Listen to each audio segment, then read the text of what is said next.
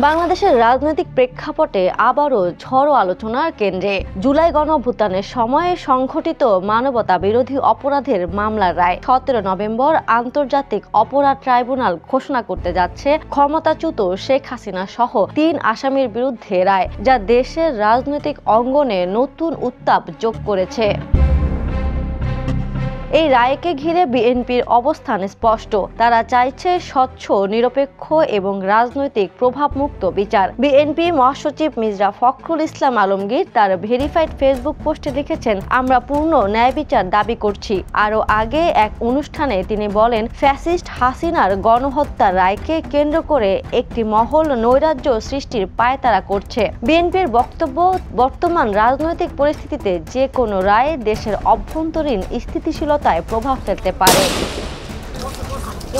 অন্যদিকে আন্তর্জাতিক অপরাধ ট্রাইব্যুনালের প্রসিকিউটর গাজী এম.এইচ. তামিম জানান, রায় ঘোষণার পর ইন্টারপোলের মাধ্যমে গ্রেপ্তারি পরোয়ানা চাওয়া, এমনকি সম্পত্তি বাজেয়াপ্ত করে তা ক্ষতিগ্রস্ত পরিবারগুলোর মাঝে বিতরণের আবেদন করা হয়েছে। তামিম বলেন, ট্রাইব্যুনাল ন্যায় বিচারের স্বার্থে যা সিদ্ধান্ত দিক, প্রসিকিউশন তা মেনে নেবে।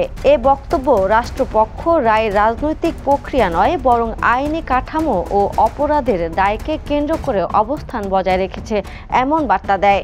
রায়কে ঘিরে যে উত্তেজনা তৈরি হয়েছে তা মূলত দেশের দুই প্রধান রাজনৈতিক শিবিরের দীর্ঘদিনের সংঘাত, ক্ষমতার পালাবদল এবং সাম্প্রতিক গণঅভ্যুত্থানের পর বদলে যাওয়া রাজনীতির ওপর ভিত্তি করে। বিএনপির দাবি, অতীতের ন্যায় বিচারহীনতার পুনরাবৃত্তি যেন না হয়। রাষ্ট্রপক্ষের দাবি, অপরাধের বিচারই প্রধান, এটা রাজনৈতিক মামলা নয়। এই দুই অবস্থানই প্রমাণ করে রায়ের প্রভাব শুধু আদালত কক্ষেই সীমাবদ্ধ থাকবে না, বরং রাজনৈতিক পরিমণ্ডলে এর প্রতিফলন স্পষ্টই পড়বে। হাসিনা রায় শুধু একটি মামলার নিষ্পত্তি নয়, বরং বাংলাদেশের বর্তমান রাজনৈতিক বাস্তবতা, স্থিতিশীলতা এবং ভবিষ্যৎ ক্ষমতার সমীকরণে একটি গুরুত্বপূর্ণ মোড় ঘুরিয়ে দিতে পারে।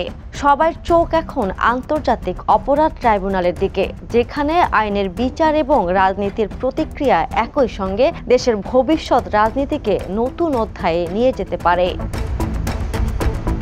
Desk report, the news. দেশে দেশে সবার সাথে দ্য নিউজ।